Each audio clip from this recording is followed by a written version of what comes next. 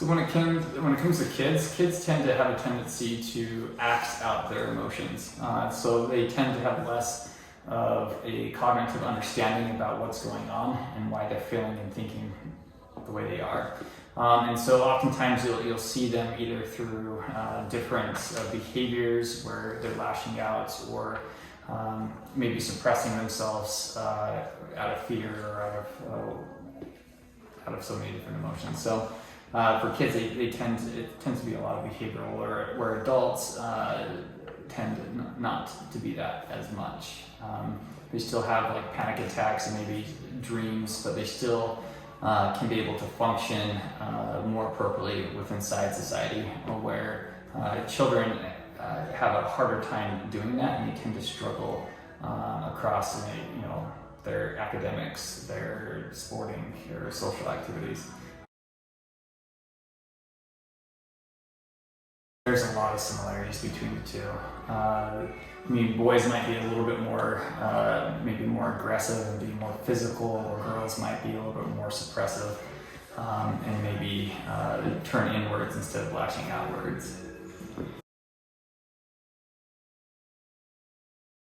Kind of things that popped up in my head was primarily, I think it is also dependent upon how, when it comes to children specifically and youth, is oftentimes they're mirroring what their parents are seeing. So there are going to be some kids that are more genetically wired to be more anxious and more kind of along those lines, which could lead to maybe an increase in possible PTSD.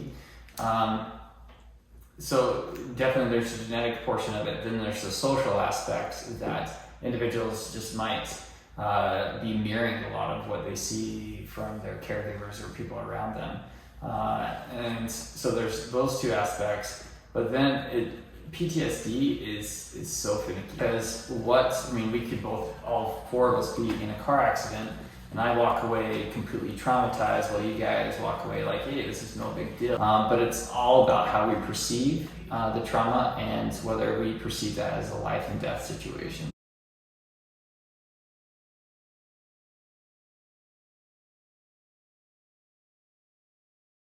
Suicidal ideation, anxiety, depression, bullying, and like vaping, THC.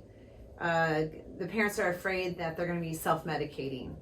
Yeah, so I have a lot of adolescents on my caseload. Right now, that's the need. It's usually always that for the beginning of the school year. That's what our phones are they're hitting our voicemail a lot. And kids, I'm going to be paying attention to regression. I'll be paying attention to delays, even motor skills that are off, really detached, dissociation. They're zoned out, they're exhausted, they're tired, they've got bags under their eyes. If I see a kid in my lobby and I know a little bit about what's going on, they present and they're sort of disheveled and whatnot, I'm like, wow, because trauma really is a separation from self. So real good trauma-informed therapy.